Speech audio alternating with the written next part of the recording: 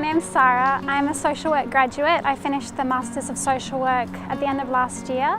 I'm going to talk about my professional project, what I did in that subject. So I focused on the issue of food insecurity in the suburb of East Reservoir in Melbourne. That might not mean not having enough to eat, but it might just mean eating unhealthy food. That's an issue for the community in terms of people's health and well-being. I did my placement at the Darebin City Council and I worked on this issue. It was a community development placement and I worked with the East Reservoir Community Advocacy and Action Group. The project was making a festival, so I helped the group design and organise and coordinate the festival, and the festival was called the Community Food Sharing Festival. There was also a large focus on gardening and people sharing any excess vegetables that they had grown. Yeah, so there was a large element of community sustainability as well as environmental sustainability. The website shows some different groups, different initiatives.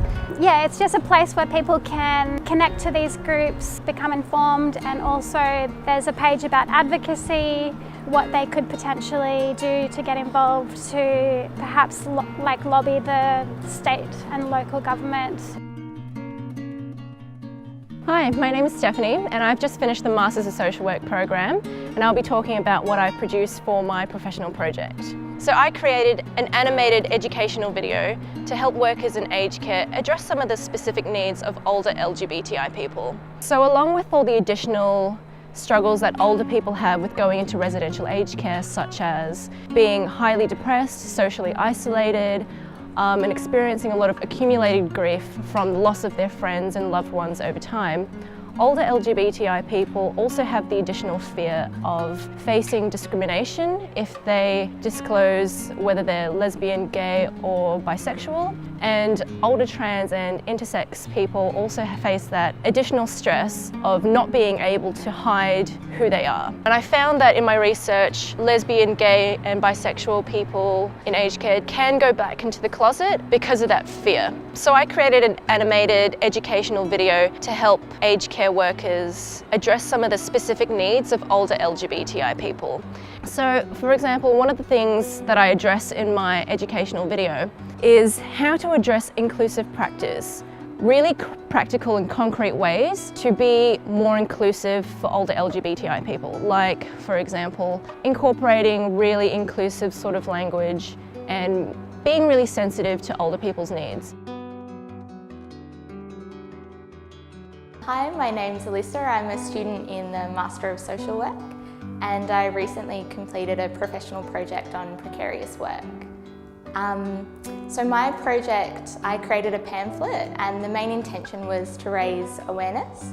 So precarious work refers to types of work that provide little security for the people who are working those sorts of jobs. It's concentrated in working class occupations, labouring and agriculture, hospitality and retail. Often the people who end up in those jobs are already marginalised populations. So my pamphlet, the main aim was to raise awareness because people working in precarious work conditions often face poverty, housing insecurity, and I guess for me, like the two most startling statistics that I discovered during my research was that up to 40% of the people experiencing homelessness are working in precarious work conditions, and also a third of the people living below the poverty line are in paid work. So it sort of suggests, I guess, that social workers should be engaging with this population who are in paid work but are still in poverty and in quite bad conditions. So the pamphlet had some practice suggestions around how we can engage with this population and what we can do, and also just raise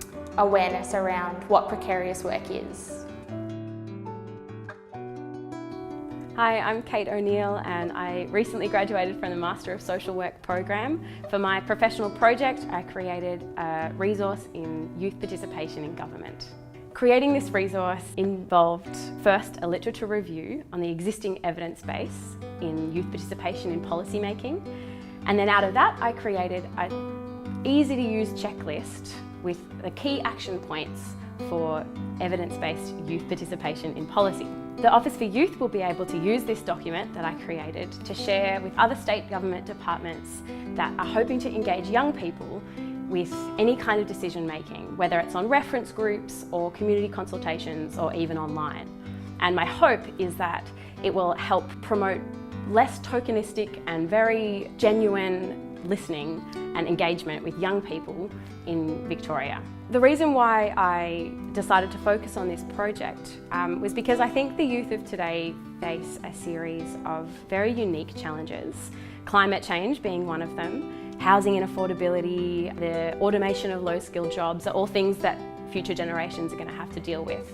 So I think that supporting and engaging young people aged 12 to 25 in government decision making promotes social sustainability because it builds the capacity of future generations to be able to create communities that are healthy and well and flourishing.